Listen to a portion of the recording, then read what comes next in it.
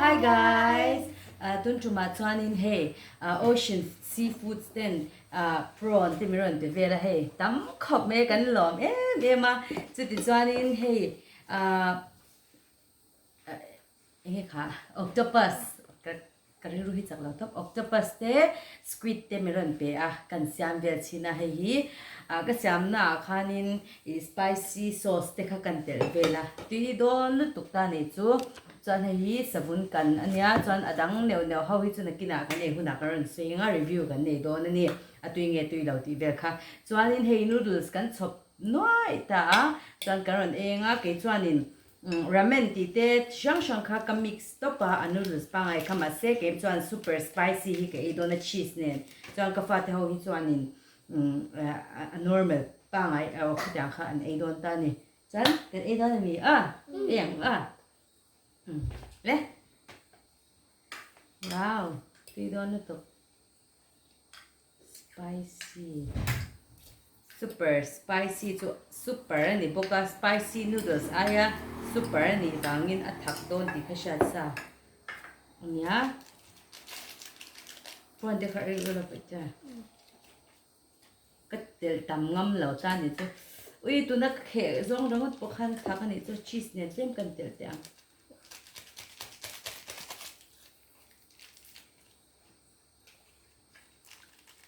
อินเดียมทิลให้ฮีวานิลาเนี่ยส่วนให้สตรอเบอรี่อันนี้ส่วนให้ฮีวาเลนเซียอันนี้ส่วนให้ตมีฮีสมูทตี้เราจะช่างเทอินบลังค่ะอันนี้ตานี่เงี้ยรินี่ดูเบอร์แต่ฮะมัวให้รอให้สตรอเบอรี่จานรินนะจูรินนี่เลยรินนั่นเนี่ยรินนะจูสมูทตี้จะช่างไป对地上真的都不是，嘛是对地了是了嘞，对OK 来，你一点甜，可以搞点什么子的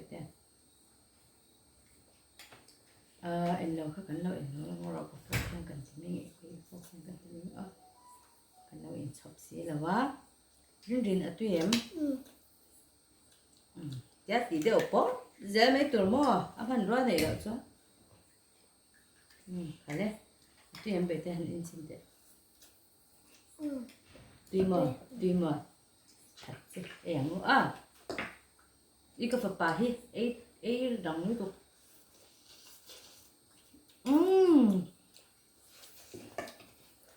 아들도 해 꼴 갱아야 해단 걔는 당 한 쇼로네 볼때 해.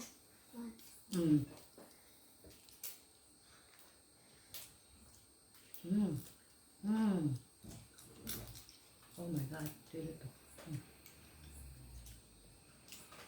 매대는 저렇게 되더라. Anh nói xí chú mình lâu sẽ tạm bữa là cần tiền hi motor tràn tạm một chút ocean seafood thế in chung à cần lòm mình ra là in chung quá to mình cần như thế chú đi chung Mama có làm cái gì? ocean seafood thế anh trả lẹng anh ấy rồi rồi em được chưa?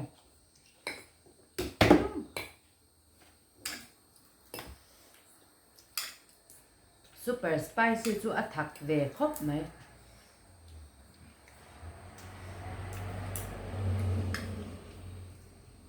Tùy một bit thế, tùy em, pronto tùy em, tùy uin tùy em. Tùy thế mà.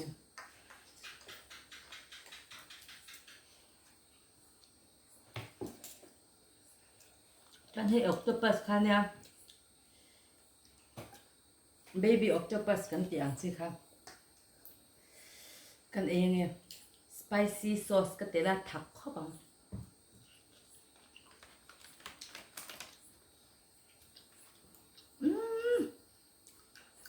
ito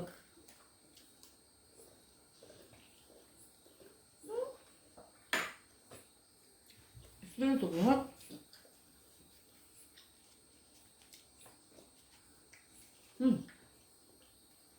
Em về xin chị. Sẽ bốc bậc. Tuyệt à? À thật đâu mà tuyệt. Kem.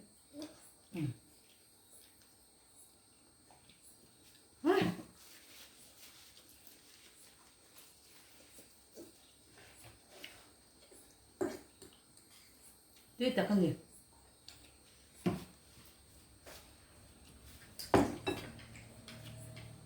Prawn mất rồi à tuy nè. Ấy mình là top.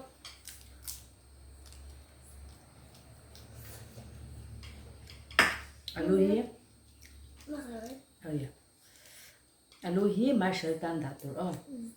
Mà sợ anh ấy chắc không. Tuy từ rồi bị tép prawn hi. Rin ya tuy em. Tuy top ocean foods te kan lom zia hi. In zara. Kan ấy chốc này. Kan ấy ngay lẩu kan ấy phá. In sunga kan lom em. Omni hi until rồi hi a fresh em mà nghe ăn lạc na hi phai cho ăn lạc na a fresh em mà choan a tu cả te ven ta lo là ta sẽ a tu cả flat mangin an ron thona tu ka tong thai ra an ron thona te han le turin Mizo ra mà em chụp chọc chuyện này. Octopus tùy giả hi octopus hi ama in tùy cái tiếng Ai lo mà xem tụi nó cái xiêm đàn tất cả hi choan lo ti ve chin te u lei u la a tùy giả chu mo he spicy sauce nè cái ti ta á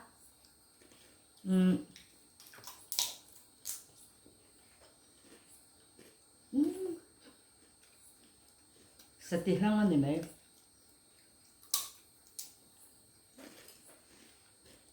tiếp tục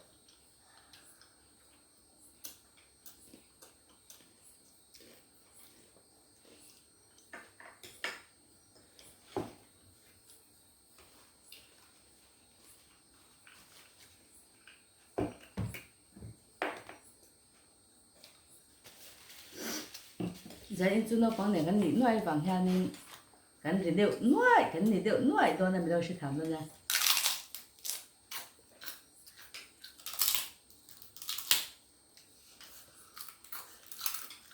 Mang sang có khi mang trang tay để mình tụi nó cái in tuổi hi vanilla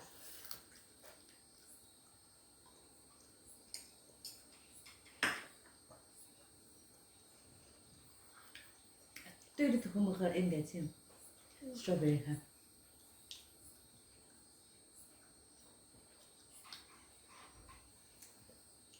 tôi à tôi đi rin in bé xem rồi hay cái tài áo ta này khăn tôi này cái in xem rồi tôi à bây giờ em nhập kinh khăm hông rồi prawn si ấy hả tôi octopus tu in ai về hello a thak bok thau sa a set tu bok sa rin octopus nghe prawn si tu zo Octopus. at kasyam thaka ni danga kan order dona thaklang ke sang sang so ha prawn si edo nan bete nang mai ti thai da alu kha chu ama shell tan da to ti to kha kan lung hi abhan oi tak em ocean seafood zara thil dang po kan e thela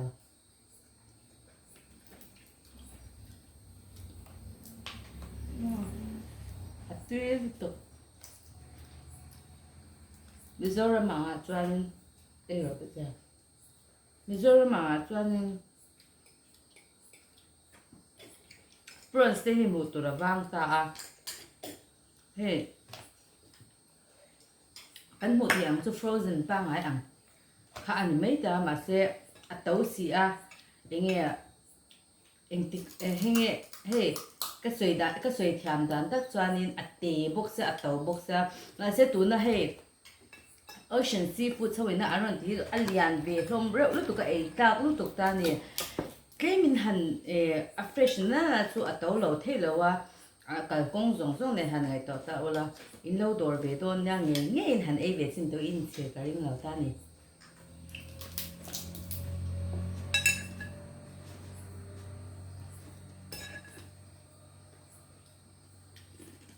mình thấy đủ lắm nữa đi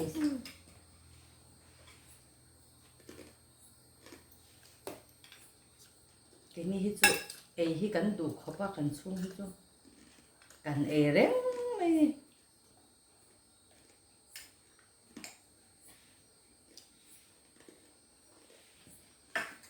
Không.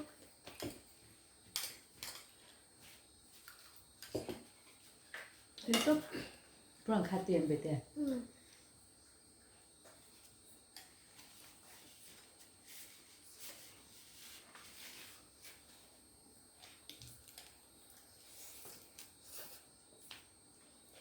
Yan ko lahan kan mukbang lahanin kanuin milaw char milaw bil char kan thiu kan ti swat palang ti hi law law be ni chuma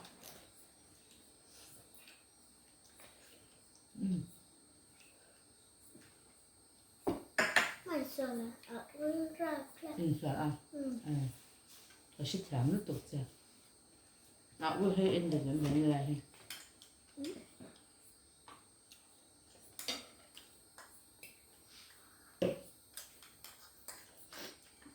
pute he apate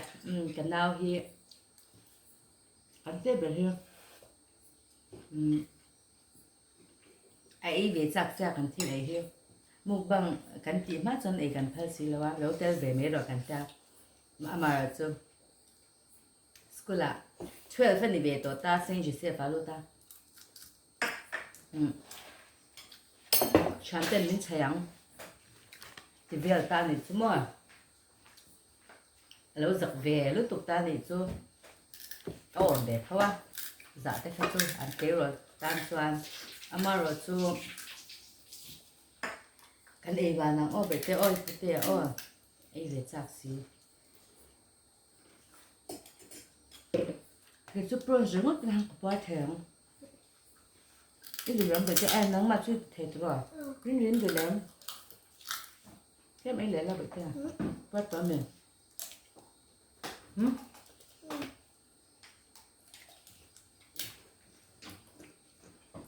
sao vẫn cần pha tươi nhỉ sao vẫn cần pha tươi mà cái chút bún xí tươi cái gì ba octopus xí tươi bốc tươi tao không nhỉ em rồi chết rồi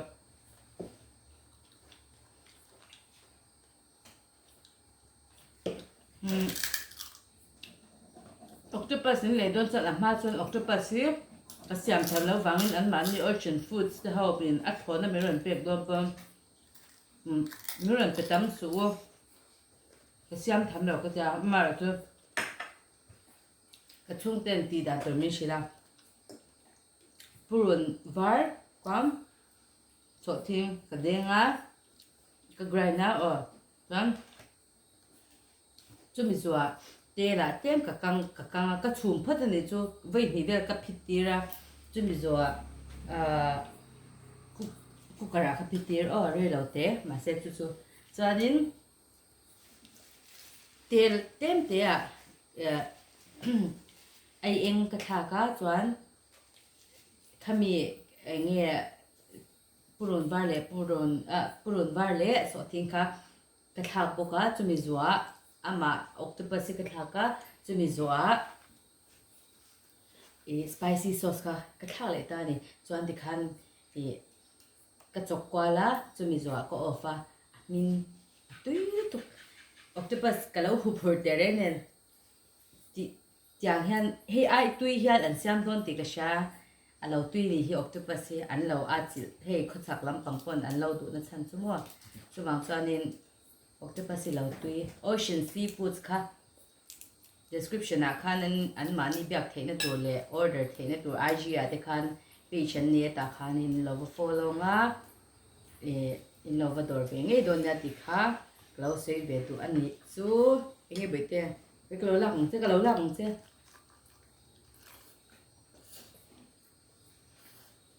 nhiều đi nữa rồi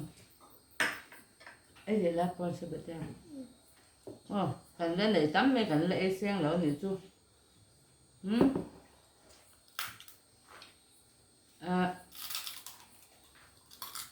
em lo cái sự toàn khanin ăn mà ni kha IG à tên mà chú description à cái này đã don cái đó come on cái nun lo ngay bây một tục ta ni chú ăn mà ni sự tên lo kha nín đủ sạc na ra là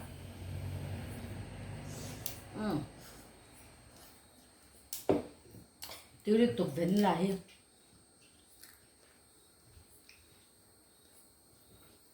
đi tiệm đến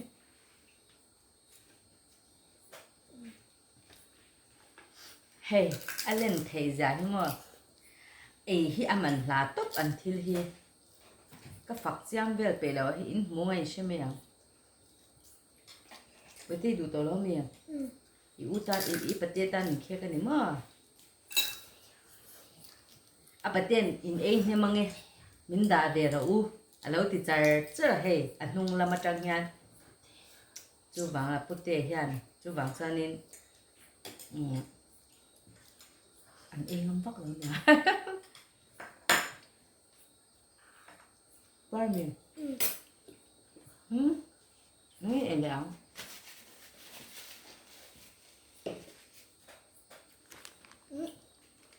hay mình sticks bite tin nhá tôi đều em rồi one out in sweet and salt one nằm here crispy pizza flavor nhá out nghe ăn đến đẹp tùy mà bắt trà tùy đầu chân sấy ula nè kia lười về cha nó mà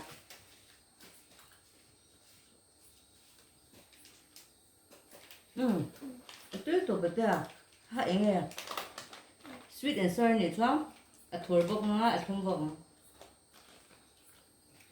mùi rồi đấy được không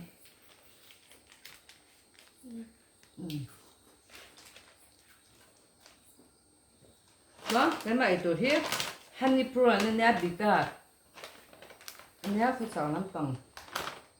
anh ấy đều không phải hết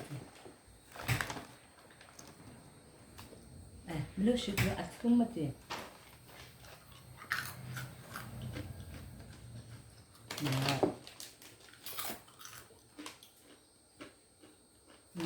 ông đã ăn tết tắt rồi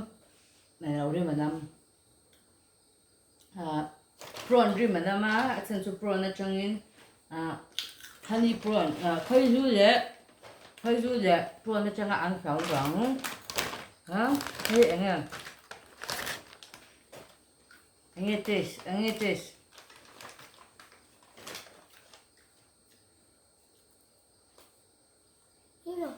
tùy đâu mà ba ngải về thôi anh biết mom tí nhá roasted makhana nhá khi mà em ăn nhá tùy cái gì đâu anh hiểu Himalayan salt and pepper mom thôi nè tùy cái gì đâu lấy về đồ xuống cái hay gì nghe limited edition tên gì vậy cheese or bread fruits anh khá hay tu marshmallow ăn cho nhỉ chú rồi hay chú thế thì tôi thế rồi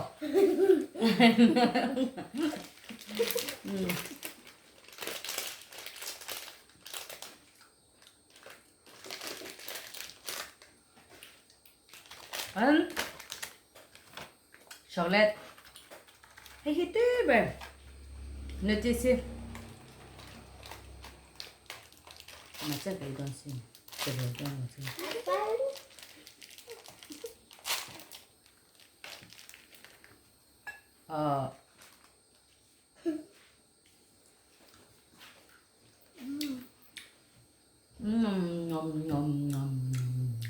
Hey, kapal to daw.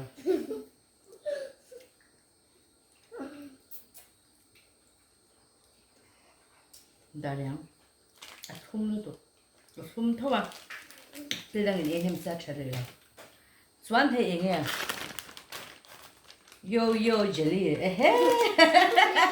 Yo jelly ni to.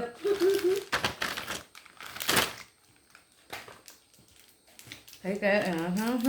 a purple le khata khan yo jelly a khan a shing a green le a purple a phải có thể không tôi đó em bạn jelly đâu nghỉ hi tức là jelly it's one khai lên thì hai ông nghỉ chú nghe ăn à tuy lâu mà phải rồi mua chân áo tuy lâu mà phải rồi đó sẽ mẹ là mình tuy thật tự mà tuy nhàng tan em được có đang em nước về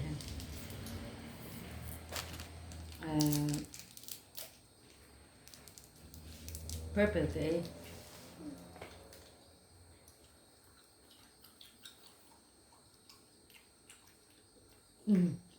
tuy school về là bộ birthday về là bộ school là bộ xem thế mà chuẩn không cần đây đâu max protein cream and onion thấu tôi ấy về đủ Đấy mà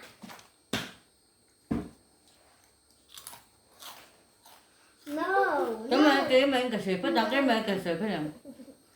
tôi à anh riêng không Tuy cái tiếng tôi là Tuy kìa hay rồi tuy nhỉ tuy tiếp tục Tuy là tốt people là nên sẽ thế không Tuy là tốt tuy là tốt cái nào hay cứ ấy bị lì lắm anh ấy tụi thằng cái này Oreo ice cream mà tùy đón Oreo ice cream ôi tùy đón RCC spoon mình lau bè cho anh lau nền khan glass nền khan RCC cần chia răng mình tùy đón lúc tục Oreo Indo về là được cái mà sao ngày đón ai Indo về là ai Indo là Indo là cái này cái đón sorry sao mà tiếc cái gì phải lên lên 니 좋안 그나 아우 에이도 간다 포땅아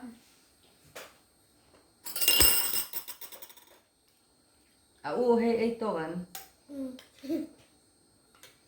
em xem nào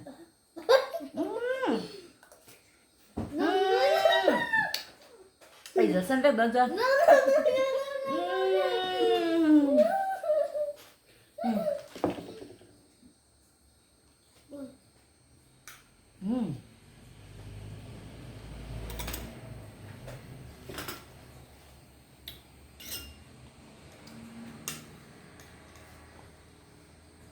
네. Tiệm.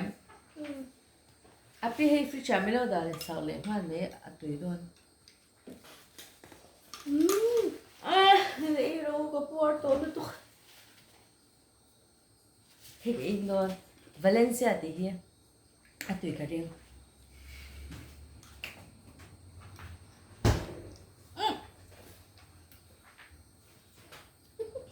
Thôi đó tục. Thôi đó tục cái lộn. Cái gì nặng lâu đấy. Vui nó đuổi. Anh thấy rồi. Mà sẽ thấy thôi đủ hơn ạ. Cho nên tùy ăn với tên đuổi. Thấy thôi đi đuổi.